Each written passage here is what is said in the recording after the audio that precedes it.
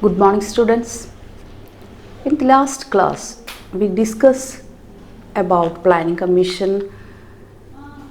India started a Planning Commission in 1950 and started planning in 1951.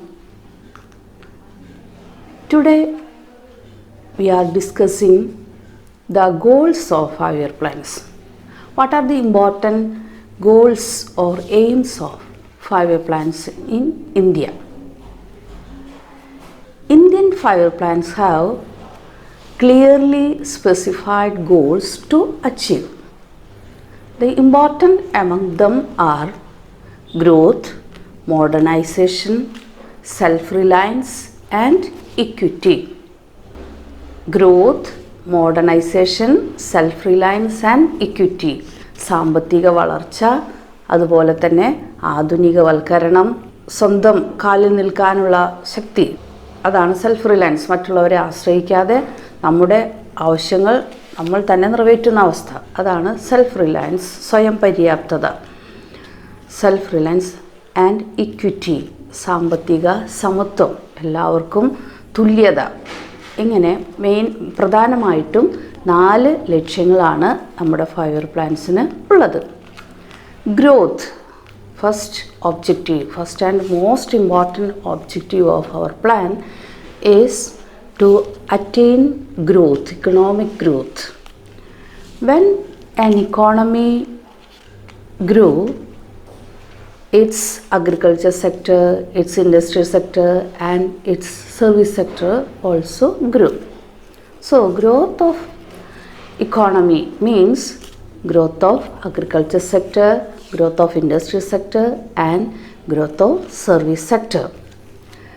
Growth in all these sectors are captured in the growth of GDP. GDP means gross domestic product. What you mean by GDP?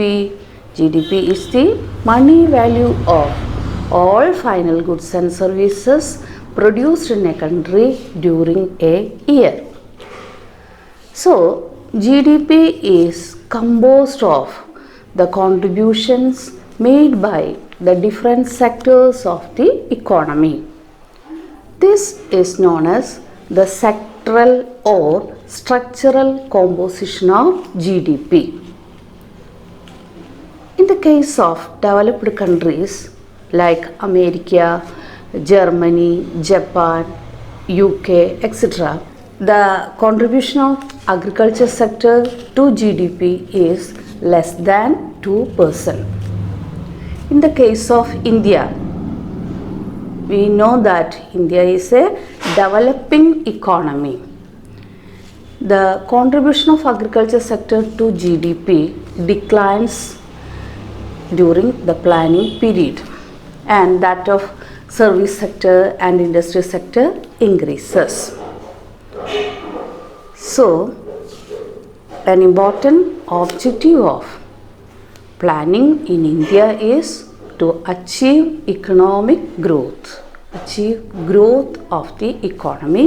This growth is measured with the help of the measuring rod GDP.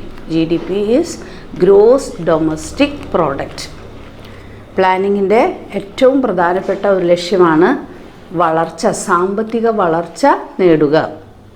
ഈ സാമ്പത്തിക വളർച്ച നേടുക എന്ന ലക്ഷ്യം നേടാൻ വേണ്ടി കാർഷിക മേഖലയിലും വ്യാവസായിക മേഖലയിലും അതുപോലെ തന്നെ സേവന മേഖലയിലും വളർച്ച നേടേണ്ടത് ആവശ്യമാണ്. ഈ 3 മേഖലയിലും വളർച്ച ഉണ്ടായാൽ മാത്രമേ സാമ്പത്തിക വളർച്ച നമുക്ക് നേടാൻ സാധിക്കുകയുള്ളൂ. ഈ സാമ്പത്തിക വളർച്ച നേടിയത് അളന്നു നോക്കാനുള്ള ഒരു മെഷറിംഗ് റോഡാണ് GDP, മൊത്തം ആഭ്യന്തര ഉൽപ്പാദനം.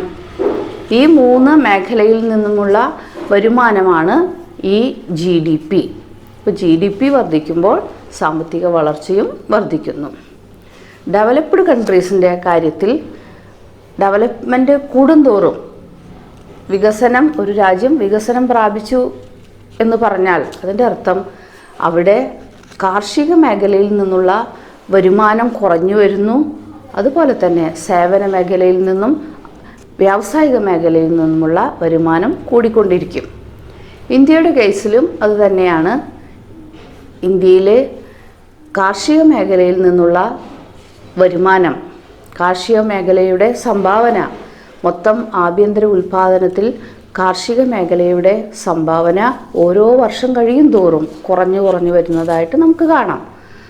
സേവന മേഖലയിൽ നിന്നും അതുപോലെ വ്യാവസായിക മേഖലയിൽ നിന്നുമുള്ള വരുമാനം കൂടിക്കൊണ്ടിരിക്കും. അതാണ് സാമ്പത്തിക പുരോഗതി പ്രാപിക്കുന്നതിൻ്റെ ഒരു വലിയ ലക്ഷണം. The second objective of planning in India is modernization. What do you mean by modernization? Modernization means adopting of modern technology in production. We know that when we use modern techniques of production, the productivity increases. When productivity increases, we can get more income from the production process. Modernization in outlook. Modernization has another meaning, that is the change in the outlook of the people.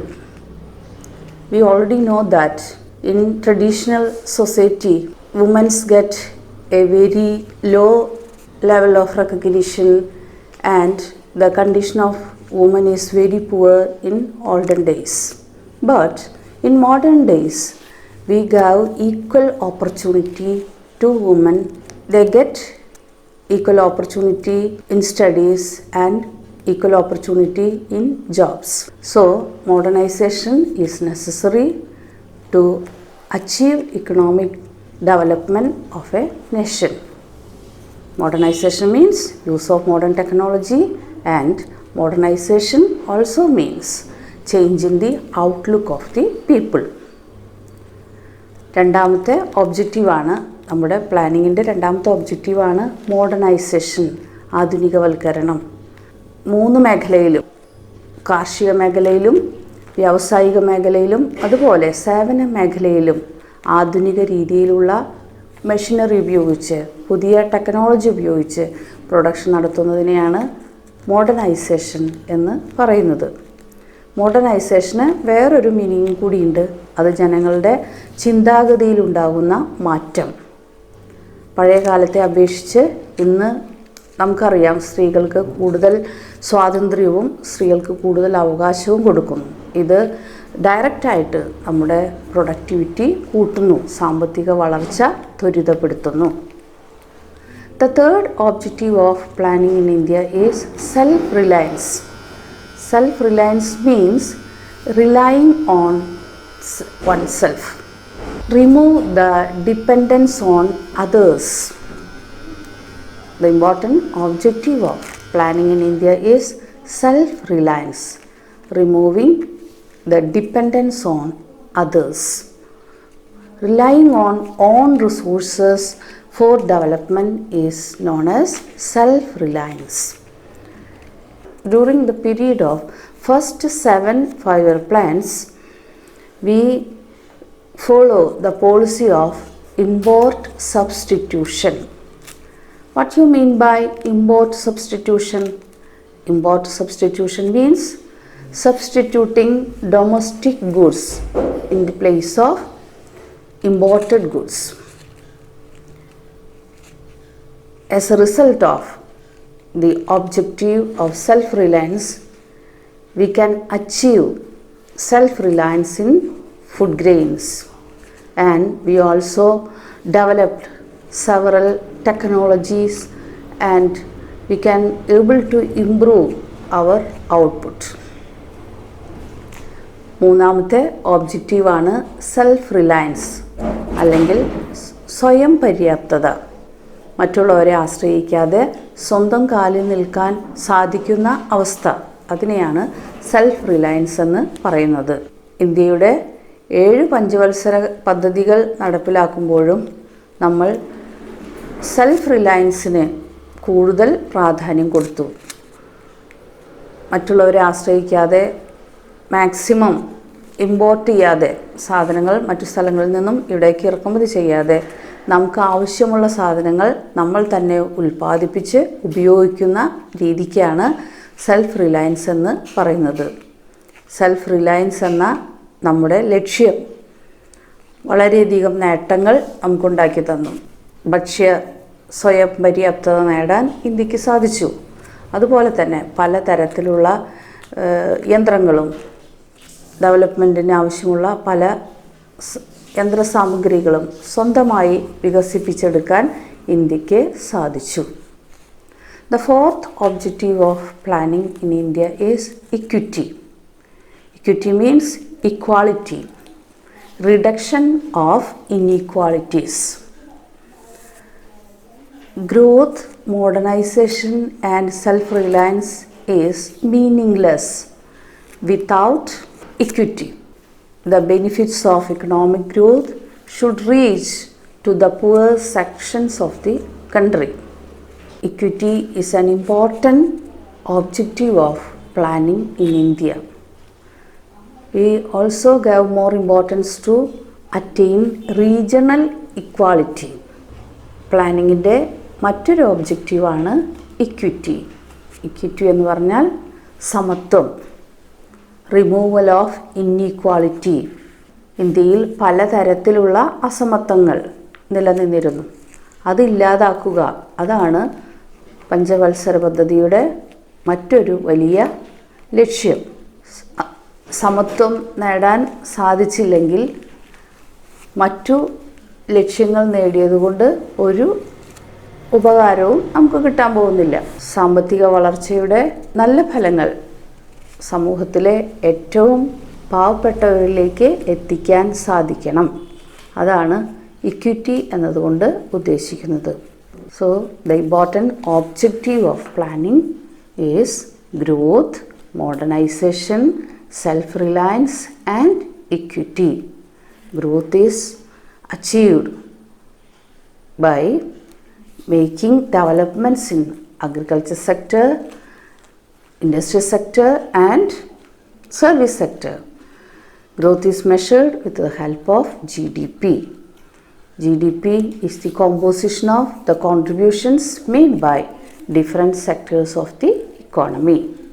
The second objective is modernization.